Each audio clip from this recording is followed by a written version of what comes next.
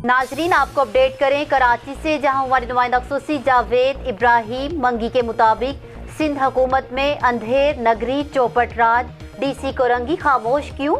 Anti encroachment force ने जिला कोरंगी में रिश्वत का बाजार गर्म कर दिया।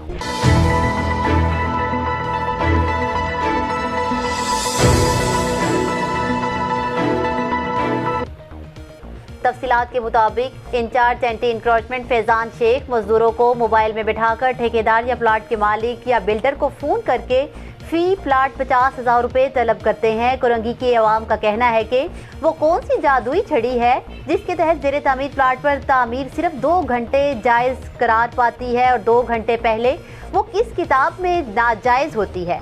अगर कोई तामीरात नाजायज़ हैं तो प्लाट मालिकान या बिल्डर को गिरफ्तार करके प्लाट को सील करना चाहिए, ताकि ना कि गरीब मजदूरों को मोबाइल में बिठाकर खौफजदा करना या पैसे ना मिलने पर FIR दर्ज करके लॉकअप करना। मजदूरों का कहना है कि हमारा जीना हराम कर दिया गया है। आवाम का कहना है कि अगर कुछ गैर कानूनी है तो प्लाट मालिकान या बिल्डर के खिलाफ FIR दर्ज होनी चाहिए और काम बंद होना चाहिए। रिश्वत सतानी के लिए कंस्ट्रक्शन के लेबर और आवाम में खौफ फैलाना और रिश्वत का बाजार गर्म करना नाकाबिले बर्दाश्त है। इदारे फौरी एक्शन लेके कार्रवाई करें और आवाम का एतमाद बहाल करें, जिससे कोरंगी में किसी तौर भी डराओ धमकाओ और भत्ते की सियासत नहीं चलेगी। आवाम ने इख्तियार अपने हाथ में किया तो फिर इंतशार के सिवा कुछ हाथ नहीं आएगा। न्यूज़ स्टूडियो से फिलवक्त इतना ही।